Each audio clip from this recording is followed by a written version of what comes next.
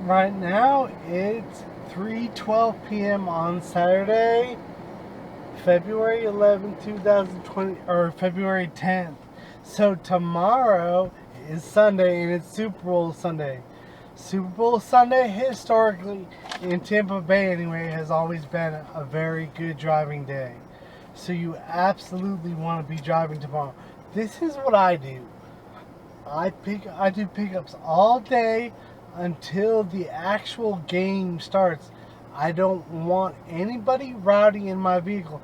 Now, I may, somebody may make a request and be late. That's their business. But I, it's very lucrative, but I do not do any pickups once the game starts. So again, I looked it up online. It's going to be the 49ers versus the Chiefs again. And the game is starting at 6:30 p.m. So that is my cutoff point.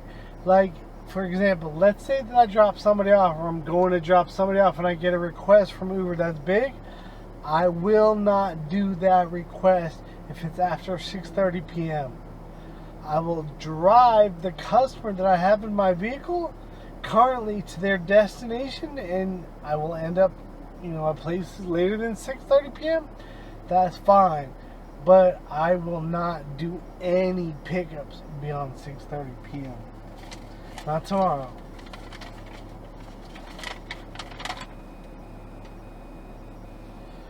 Remember this, that the driver of the vehicle is the one that's going to be rated. There's all kinds of things. The scrutiny, there's risk, there's all kinds of things. The driver of that vehicle is the captain of the ship. They decide whether or not they're going to cancel the trip or go to the next one. The worst thing that you can do, a lot of Uber drivers don't know this. The worst thing you can do is stop and ask the passenger is that kid, how old is that child, blah, blah, blah, or whatever. The worst thing that you can do is have a discussion with them, because what will happen if you have a discussion with them and you let them get in your vehicle and you give them a ride to your destination, they're going to stay pissed off at you all the way to their destination, and the first thing they do when they get out of the car is rate you 1 star. Now, not all of them do that, but a lot of them do. It's just not worth it. So as the driver of the vehicle, you make that decision as soon as you see that rider. Whether or not that child needs a car seat or not. If you feel like, this is what I do. If I feel like I have to have a discussion with the rider, I just cancel the trip, period. And just go right on to the next one. The trip that I'm going on right then is definitely not worth it. And that is just the tip of the iceberg. So if there's any rules being broken, like for me, it was always drinks. If I saw a drink in somebody's hand, I'll just cancel the trip. I would go right on to the next one. I did that a lot of times for a lot of people. So this is my vehicle. I am not discussing whether or not anybody else can come in my vehicle. I decide that. So if I cancel or if I don't cancel, that's completely up to me. I'm not going to have a discussion with anyone about that. As soon as you pick up a rider in your vehicle, get all the information that you need for that trip. Like, for example, I pick up people, I do big rides, and I take them to the airport. So as soon as I start that trip, when they're in the vehicle, I ask them what their airline is if it doesn't say so. Sometimes it says in the app, and sometimes it does not. If it does not, I'll ask the passenger right then. And that is all the information I need for that trip, so the rider does not have to do any more talking if they don't want to. And often they don't. Sometimes they do. If they do want to talk, if they talk to me, I'll talk right back to them. But if they don't feel like talking or they don't want to talk, that's no problem either. I can be quiet also. A lot of time, well, actually, every time that you take a rider somewhere, their name is listed in the app. And if it's not, the passenger in your vehicle, sometimes it was requested by somebody else, somebody's mom or somebody's sister or brother or whatever.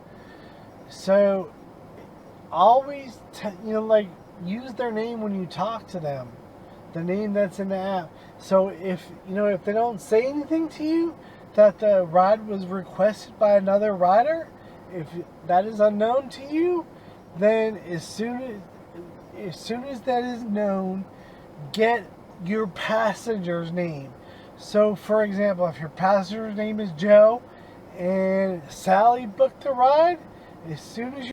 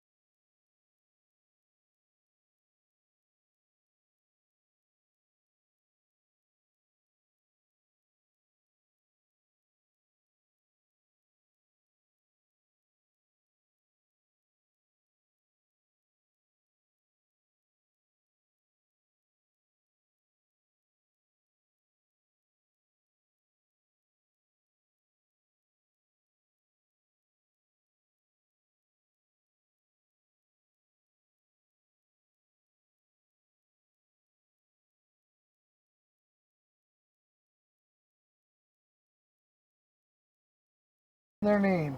Once they get out of the vehicle, the ride's over. That's it.